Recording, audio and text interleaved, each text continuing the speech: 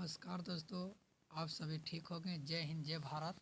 आज हम लोग क्लास 9th को लेकर चल रहे हैं कि 9th का क्वेश्चन जो 1 मार्च से एग्ज़ाम स्टार्ट है और उसी के VVI क्वेश्चन जो हमारे एग्ज़ाम में आने वाला है। चलिए आज हम लोग साइंस से शुरुआत करते हैं। जो क्वेश्चन एग्ज़ाम में VVI है, आप लोग एक एक करके देखते जाइए, सिर्फ वीडियो देखते जाइए, आप लोग खुद ब खुद याद हो जाएगा। इसलिए चलिए हम लोग एक एक करके याद करते हैं। सरस्वती माता की सबसे पहले प्रणाम करते हैं, उसके बाद हम लोग अच्छे बुक्स एक एक क्वेश्चन हम लोग रेडी करते हैं। चलिए चलते हैं। तो क्या बोला है कि त्वरण का एसआई मात्रक, यानी त्वरण का जो एसआई मात्रक होता है वो क्या होता है? तो मीटर होता है, या मीटर प्रति सेकंड होता है, या मीटर प्रति सेकंड स्क्वायर होता है। तो इसका आंसर जो होगा वो सी हो जाएगा। क्या हो जाएगा? सी हो जाएगा। ठीक है, चलिए नेक्स्ट क्वेश्चन की ओर बढ़ते हैं। वेग की परिवर्तन की दर है, वेग की जो है वो परिवर्तन की दर है। वेग की परिवर्तन की दर किसे कहते हैं हम लोग? तो चाल है, या वेग है, या त्वरण, या विस्थापन। तो वेग का जो परिवर्तन की दर जो है वो त्वरण की मात्रा से होता है। किसकी मात्रा से होता है? तो त्वरण की मात्रा से होता है। तो 2 हावर्स में 100 सेंटीमीटर औसत चाल क्या होगा? ठीक है, तो औसत चाल जो होगा वो 2 से क्या करेंगे? 2 से क्या करेंगे? तो क्या बोला? औसत चाल बोला है। तो औसत चाल हम लोग निकालने के लिए क्या करेंगे? 2 हावर्स बोला है। तो औसत चलाने के 1 घंटा सबसे पहले निकालेंगे हम लोग। क्या करेंगे? 1 घंटा के निकालेंगे। तो 1 घंटा, चलिए 100 से अगर भागा कर देंगे तो 2 से काटेंगे तो कितना आएगा? 50 सेंटीमीटर प्रति हावर्स बोलेगा। कितना? 50। तो 50 मेरा ऑप्शन में कहाँ है? तो बी है। ठीक है, बी है। तो क्या बोला? 2 kg द्रव्यमान वाले 5 मीटर प्रति स्क्वायर के न्यूटन का कितना बल की आवश्यकता होगी? ठीक है, तो कितना होगी? 5 दूनी 10, 5 दूनी 10 होगी। कितना होगी? 5 दूनी 10 होगी। ठीक है, चलिए नेक्स्ट बढ़ते हैं। क्या बोला है? चंद्रमा की सतह पर किसी वस्तु का भार पृथ्वी की सतह पर उसके भार के कितने गुना है? यानी कि चंद्रमा की जो सतह पर किसी वस्तु का जो भार होगा वो कितना सेंटीमीटर तक हो सकता है? तो 1.6 होगा। ये बुक में भी है, इसलिए आप लोग बुक के सबसे पहले पॉइंट याद कीजिए। आप लोग अपने आप एक क्वेश्चन क्या होगा? क्लियर होगा। ठीक है, तो कितना है? 1.6 है। तो क्या बोला? धनुष की तनित डोरी को कौन सी ऊर्जा की संचित कर होती है? यानी कि धनुष की तनित डोरी को कौन सी ऊर्जा संचित होती है? ठीक है, तो कौन होता है? तो स्थित ऊर्जा। कौन होती है? स्थित ऊर्जा होती है। कौन होती है? स्थित ऊर्जा। चलिए नेक्स्ट क्वेश्चन की वस्तु है। ठीक है, क्या है? कोई वस्तु है तो उसकी वस्तु को वेग को दोगुना कर दिया जाए तो उसकी गतिज ऊर्जा कितनी हो जाएगी? ठीक है, तो कितनी हो जाएगी? तो चौगुनी हो जाएगी। कितना हो जाएगी? चौगुनी हो जाएगी। ठीक है, चलिए इनमें से तरंग वेग भी तरंग दैर्ध्य आवृत्ति n के बीच की संबंध कौन है? आने की जो बोला है ये फार्मूला है, इसका संबंध किससे है? तो ये ऑप्शन नंबर ए है। ठीक है, ऊर्जा का व्यवसायिक मात्रक होता है। ऊर्जा का जो व्यवसायिक मात्रक होता है वो क्या होता है? तो वाट होता है। क्या होता है? तो वाट होता है। क्लियर? सार्वत्रिक गुरुत्व स्थिरांक के एसआई मात्रक जो होता है तो क्या होता है? जी का एसआई मात्रक, यानी कि जी का जो एसआई मात्रक होता है वो क्या होता है? तो मेरा सी होगा। कौन होगा? सी। ठीक है,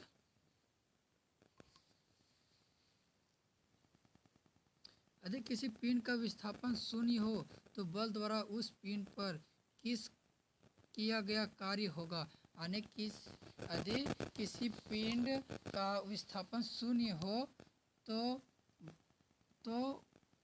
बल द्वारा उस पिंड का पर किया गया कार्य होगा। क्या होगा कार्य?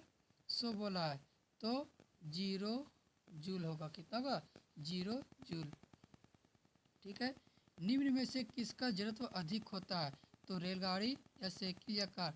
तो मेरा कच्ची होगा, रेलगाड़ी होगा। ठीक है, द्रव्यमान और वेग के गुणनफल को कहते हैं, द्रव्यमान और वेग के गुणनफल को क्या कहते हैं? संवेग कहते हैं। क्या कहते हैं? संवेग कहते हैं। ठीक है, चलिए नेक्स्ट क्वेश्चन की ओर बढ़ते हैं। आप लोग के अच्छी समझ में आएगा, इसलिए आप लोग वीडियो देखिए और देखिए कि कौन सा आंसर होता है। बस ये देखते देखते आप लोग क्या होगा, एग्जाम में आराम से बना पाइएगा, इसलिए आज भी हो जाएगा।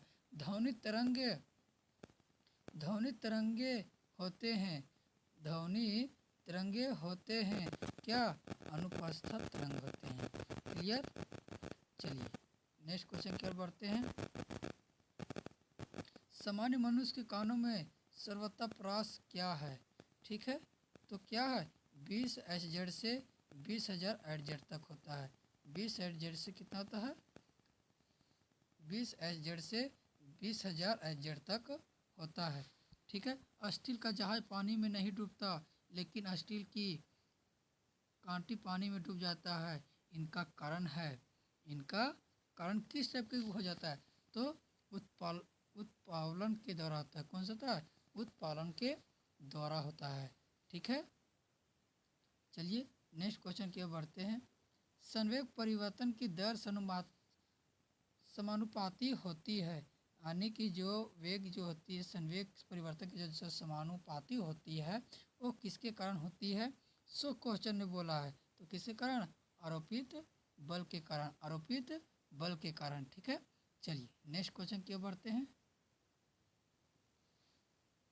तत्व का एक उदाहरण है, तत्व जो है, तत्व का एक उदाहरण है क्या। इसमें देखो, इसमें देखिए तत्व वायु, तो वायु तत्व नहीं है, पानी भी नहीं है, तो इसमें क्या माना तत्व है, तत्व यानी कि एलिमेंट। तो मेरा कौन हो जाएगा, ऑक्सीजन हो जाएगा। कौन सा हो जाएगा, ऑक्सीजन हो जाएगा। ठीक है। एक एक मोल, एक मोल के बराबर होता है कौन, क्या होता है। इसमें ऑप्शन दे दिए 4 को, उसमें से 6.022 इंटू 10 की पावर 23 कन होता है। क्लियर। चलिए नेक्स्ट क्वेश्चन की ओर बढ़ते हैं। ऑक्सीजन का सही इलेक्ट्रॉनिक विन्यास निम्न में से कौन है, यानी कि इलेक्ट्रॉनिक का जो सही विन्यास जो है वो कौन है। ठीक है, तो कौन है, 286 है। किसका, ऑक्सीजन का मात्रक है। ये आप लोग को याद करना पड़ेगा, एक केमिस्ट्री का क्वेश्चन है।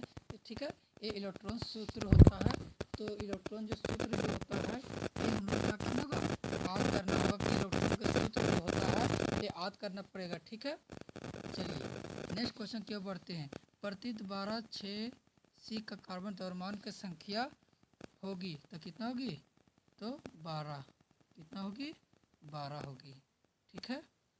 चलिए, अधिक किसी तत्व का परमाणु क्रमता 1 और परमाणु द्रव्यमान जड़ है, तो उसका परमाणु की उपस्थिति इलेक्ट्रॉनों की संख्या होगी, क्या होगी, तो ए होगी, या ए प्लस जेड होगी, या ए माइनस जेड होगी, या जेड माइनस ए होगा। इसमें से क्या करना है हम लोग के, एक चॉइस करना है, कौन होगी, तो मेरा सी ऑप्शन होगा। कौन होगा, सी होगा।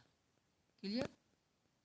किस अवस्था में अणु की ऊर्जा अधिकतम होती है, किस अवस्था में होती है, तो गैस की अवस्था में अधिक होती है उसमें ऊर्जा। ठीक है। चलिए नेक्स्ट क्वेश्चन की बढ़ते हैं। तो 10 डिग्री सेल्सियस तापमान के बराबर होती है, 10 डिग्री सेल्सियस के जो तापमान के बराबर होती है वो कितना होती है, 200। ठीक है, कितना होता है, 283 केल्विन के बराबर होती है, क्योंकि इसका फार्मूला होता है 273 होता है। ठीक है, इसमें बराबर 10 कर देंगे तो मेरा कितना हो जाएगा, 283 आ जाएगा। क्लियर।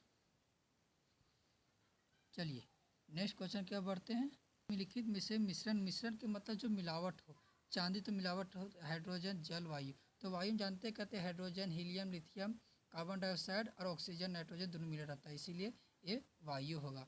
ठीक है। चलिए नेक्स्ट क्वेश्चन के ऊपर चलते हैं। सी के पावर रेकरिंग आयन का संयोजन इलेक्ट्रॉन की संख्या कितनी होगी, तो कितनी होगी, तो 8 होगी। कितनी होगी, 8 होगी। ठीक है।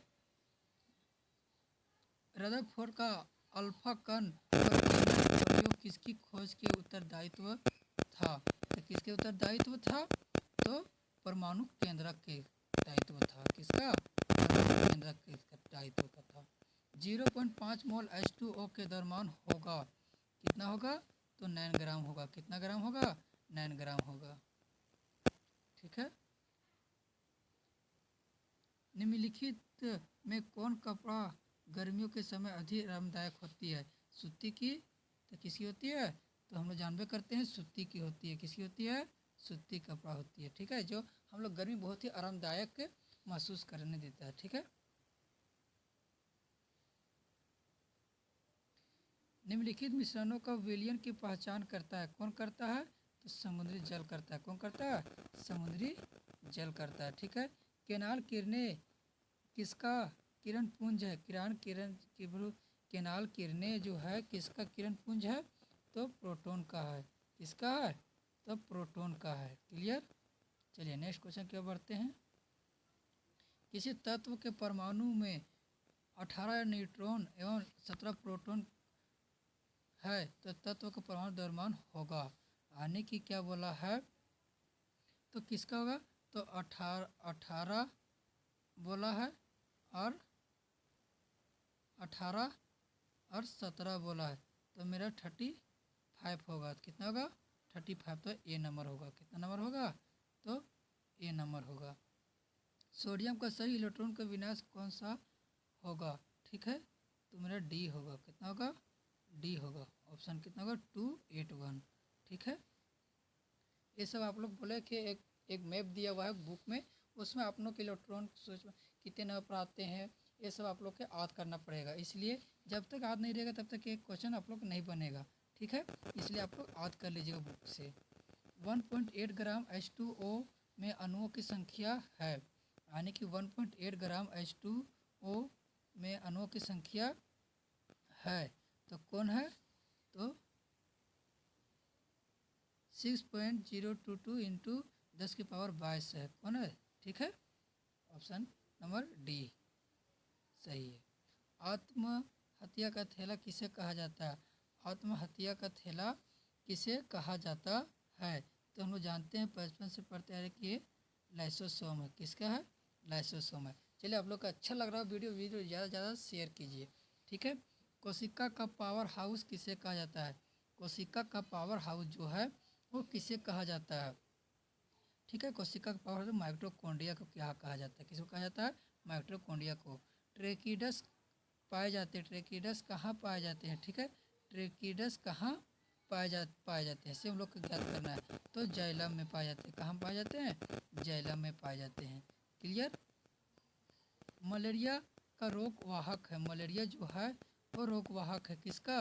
तो हम लोग जानते हैं मच्छर काटने से मलेरिया फैलता है। ठीक है, ओजोन गैस पाई जाती है। ओजोन गैस जो है वो पाई जाती है कहाँ? समताप मंडल में। कहाँ पाई जाती है? समताप मंडल। ऑप्शन नंबर सी सही होगा। पौधों द्वारा संश्लेषित पदार्थ कहलाते हैं। पौधों द्वारा संश्लेषित पदार्थ कहलाते हैं, क्या कहलाते हैं? तो जे रसायन कहलाते हैं। क्या कहलाते हैं? जे रसायन।